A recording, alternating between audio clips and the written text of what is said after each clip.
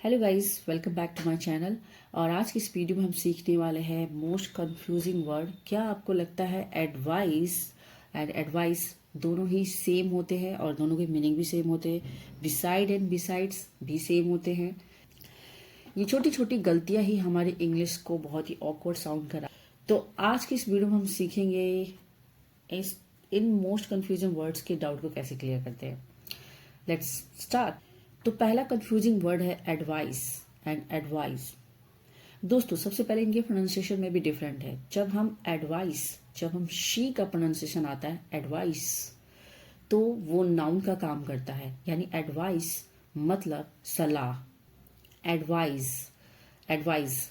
और जब हम सॉ का प्रोनाउंसिएशन करते हैं, इट मीन्स दैट वो एक्शन का काम करते हैं, यानी सलाह देना। तो एडवाइस सी जिसमें प्रोनाउंसिएशन होता है वो होता है सलाह।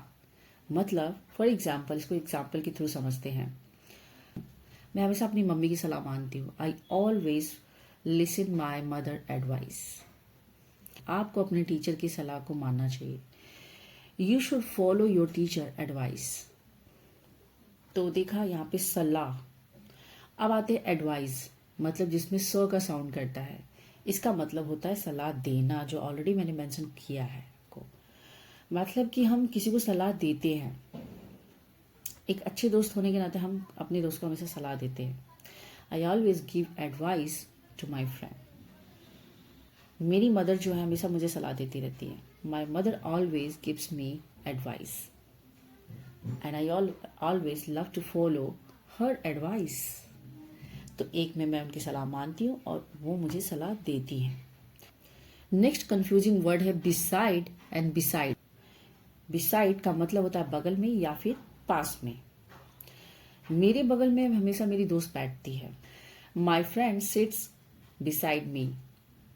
There is a shop beside my house. मतलब मेरे घर के बगल में एक शॉप है, यानी प्रेपोजिशन बगल में काम कर रही है, प्रेपोजिशन का काम कर रही है बिसाइड। अब आते बिसाइड्स, जिसमें एस लगा रहता है। बिसाइड्स इसका मतलब होता है in addition to or apart from this. मतलब इसके अलावा, यानी जब हमारे पास और भी ऑप्शन होते हैं तब हम बिसाइड्स यूज करते हैं। यानी कि इंग्लिश के अलावा मैं हिंदी भी पढ़ा लेती हूँ। Besides English I can teach Hindi as well. तो बिसाइड का मतलब होता है साइड बाय साइड, यानी नेक्स्ट टू या बगल में। और बिसाइड्स का मतलब होता है इन एडिशन टू, यानी कि हमारे पास और भी ऑप्शन है इसके अलावा। नेक्स्ट कंफ्यूजिंग वर्ड है gone to and been to. Gone to का मतलब होता है you travel somewhere and you are still there, not return.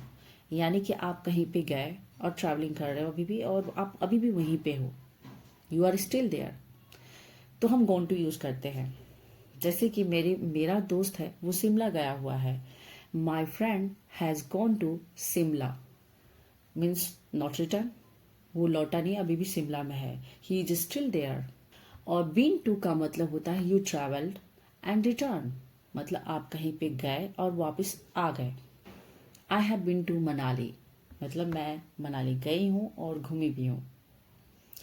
I have been to Vrindavan 2 times, मैं 2 बार वृंदावन गई हूँ। Means gone to you are still there, मतलब आप अभी भी वहां पे हो। Been to it means that you return and travel. Next confusing word accept and accept.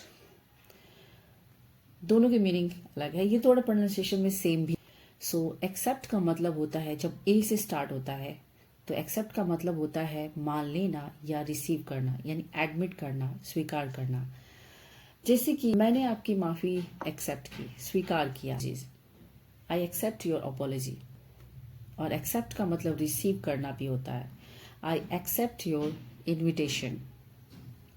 और एक्सेप्ट जो कि ई से स्टार्ट होता है, सो ई से जो स्टार्ट होता है उसका मतलब होता है के अलावा या छोड़, यानी छोड़कर। मीन्स एवरीवन केम एक्सेप्ट रिया। सब लोग आ गए रिया को छोड़कर।